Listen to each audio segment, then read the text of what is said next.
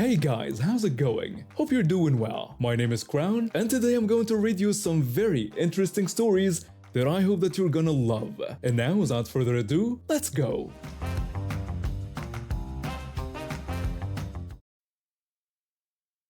I've always been the type of person who researches everything extensively before making big decisions. When my boyfriend and I started talking about getting engaged, I dove deep into learning about diamonds. The more I read about diamond mining and the possibility of blood diamonds, the more I knew I wanted a lab-grown stone. My boyfriend, being a second-year medical resident, was relieved when I told him this, as it meant we could get a bigger, more beautiful stone while staying within our budget. The proposal was perfect. He got down on one knee right as the New Year's fireworks lit up the sky. The ring was exactly what I wanted, a stunning 5-carat pear-shaped lab diamond on a Marquise band. I couldn't stop staring at it, and I was so excited to share the news with everyone. My family was thrilled when I posted the picture in our group chat and on Instagram. The comments were flowing in about how gorgeous and impressive the stone was. Everyone seemed genuinely happy for us, except my sister. When I first called her, she was overjoyed. I asked her if she'd seen the picture and what she thought about it. She squealed with excitement and asked to see it again. But when I sent her another close-up photo, everything changed. She immediately questioned how my fiancé could afford such a large stone, noting that it must be at least 5 carats. I explained that it was lab-grown, which made it much more affordable, and that I had specifically requested one to avoid any chance of getting a blood diamond. Her response was cutting. She scoffed at the fact it was lab-grown, calling it fake. She criticized it for being too flashy and claimed these trendy styles never last, suggesting I should have chosen something more timeless like her ring. I tried to explain that it was real, chemically identical to a mined diamond, and that the only difference was its origin. I told her how much I loved that it was ethical and that we could get exactly what I wanted. But she wouldn't listen. She insisted that if it didn't come from the ground, it wasn't a real diamond and had no sentimental value. She kept calling it fake, and that's when I made my mistake. I told her that by her logic, her daughter wasn't a real baby because she was conceived through in vitro fertilization instead of naturally. I heard her sharp intake of breath, and she asked me how I could dare say such a thing, reminding me of what they went through. Then she burst into tears and hung up. Minutes later, my brother-in-law called. He berated me, asking what was wrong with me and telling me how insensitive I was being. He said I had no right to compare their daughter to my fake diamond. I reminded him that I have endometriosis too and understand exactly what they went through. I tried to explain that I was making a point about how something's origin doesn't determine its value or authenticity, and that my niece is perfect and precious, just like my diamond is real and valuable. He accused me of being ableist and cruel, saying this wasn't about my ring anymore. I pointed out how ridiculous it was to call me ableist when I have the same condition as my sister, and that she was the one who attacked my engagement ring for no reason. It's been a week, and my sister still won't answer my calls. I usually babysit my niece several times a month, and I miss her terribly. My mom says I should give my sister time to cool off, but honestly, I'm starting to get angry. I've always supported her through everything. Her fertility struggles, her IVF journey, her miscarriage, and I've never once judged her choices. Yet she couldn't just be happy for me, and had to attack something that means so much to me. Yesterday, I decided enough was enough. I sent her a message explaining how much I love her and my niece. I told her that my comment about IVF was meant to show her how hurtful it is when someone dismisses something precious just because of how it was created.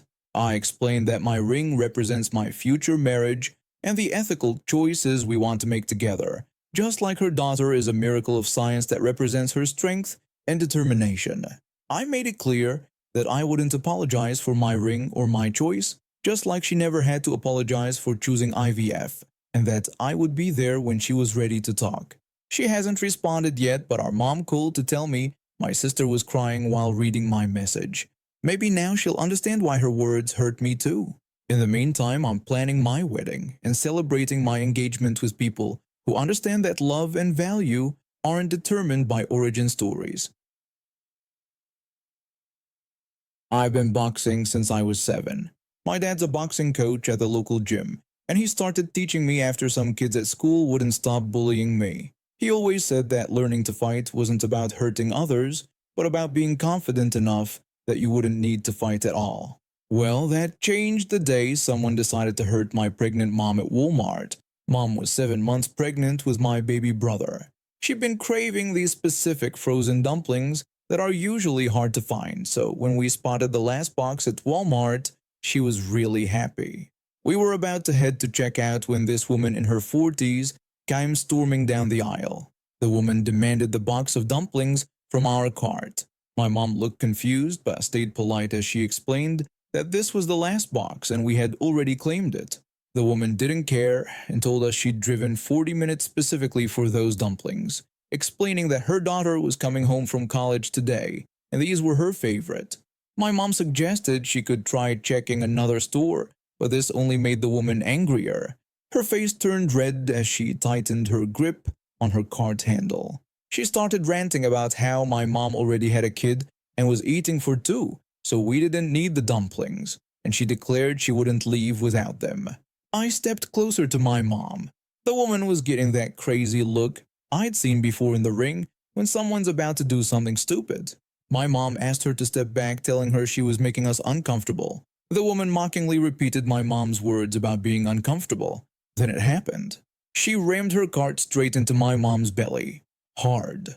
My mom stumbled backward, clutching her stomach. Everything my dad taught me about boxing being for defense went out the window. 5 years of training kicked in automatically. As the woman pulled back her cart to ram my mom again, I stepped between them. The first punch caught her in the shoulder, just enough to make her let go of the cart. The second one was a clean hook to her jaw when she tried to grab me. The third one was an uppercut that sent her sprawling into her own cart, knocking it over and spilling all her groceries. The woman started screaming for help, claiming she was being attacked by a violent child, while the other shoppers had seen everything. A bunch of phones were already recording, and 3 employees came running. The woman tried to play victim, but then the security footage confirmed everything.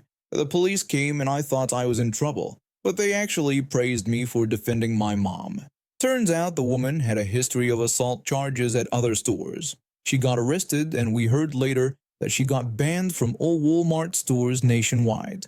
My mom and baby brother were perfectly fine. The doctor said if I hadn't stopped that woman, things could have been much worse. My dad was worried when he heard what happened, but after watching the security footage, he just hugged me and said sometimes fighting back is exactly what you're supposed to do. Some martial arts gyms even offered me free training sessions, but I stuck with my dad's gym. He says I've got a mean right hook, but he hopes I never have to use it again. My baby brother was born 2 months later, healthy and strong. Mom jokes that he's already got a fighter spirit because of what happened.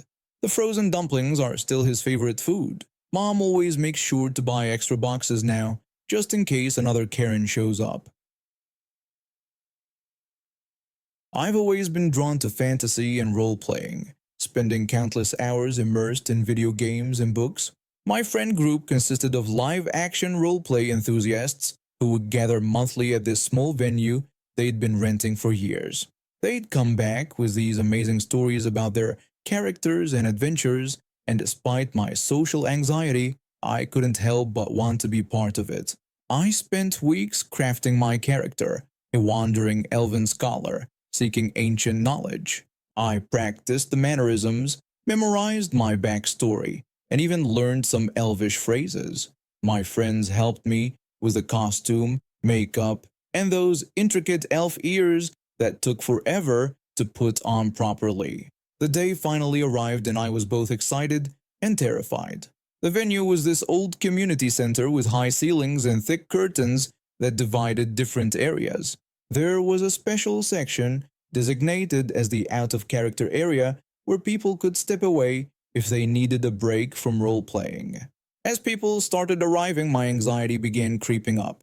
Each person who walked through the door wasn't just another player. They were an established character with months or years of history in this world. I tried to interact by introducing myself as a knowledge-seeking traveler. Someone immediately launched into a long tale about some great battle of the twin moons.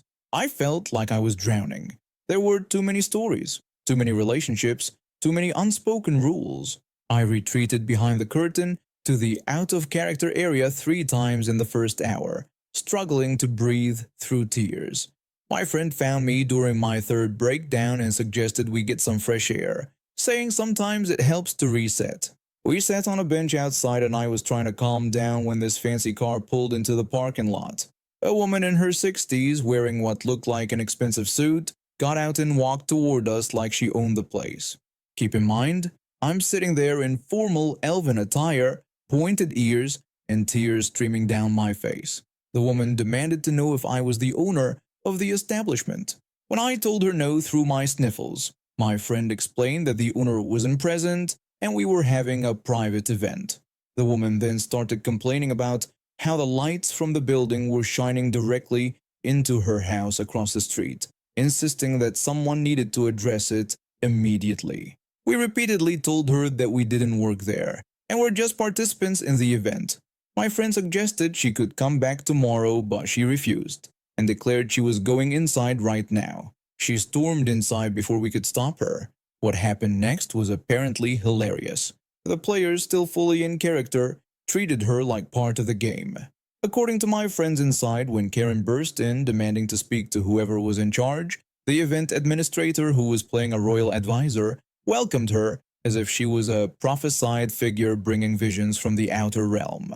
When she tried to complain about the lights, one player gasped dramatically and connected it to some ancient prophecy about lights piercing the veil between worlds. Another player even bowed to her and asked if she was warning them about approaching darkness. When Karen demanded to speak to a manager, the event administrator maintained character and explained that the Council of Light couldn't be summoned without proper ritual components, suggesting she return when Mercury was in retrograde. Apparently, Karen got so flustered by everyone staying in character that she turned bright red and stormed out. The venue owner later installed light deflectors after hearing about the complaint, but told us Karen had only moved into the neighborhood a week ago, and the community center had been there for 20 years. We found out later that she'd tried to file a complaint with the city about our disturbing cult activities, but when they asked her to describe what she saw, her description of elves, wizards, and people speaking in ancient tongues just made her sound crazy. The city officials were well aware of the live-action roleplay group that had been meeting there for years. I might not have been ready for live-action roleplay that day, but watching Karen get out-acted by an entire room of dedicated roleplayers somehow made my anxiety a little better. I still live action roleplay with a group now, and my character has developed a particular fondness for prophetic declarations about angry visitors from other realms. 3 years ago, I was elected to be the president of our homeowners association board. I didn't want the position, but the previous president had stepped down after getting into countless arguments with our management company, and nobody else wanted to deal with the headache. I thought, how bad could it be? Well, I found out pretty quickly. The management company we had was run by this absolutely insufferable woman I'll call Karen. From day one, she acted like she owned our entire community despite just being hired to manage it. Our first interaction set the tone for everything that would follow. When I introduced myself as the new board president and tried to discuss some resident concerns, Karen just sighed condescendingly.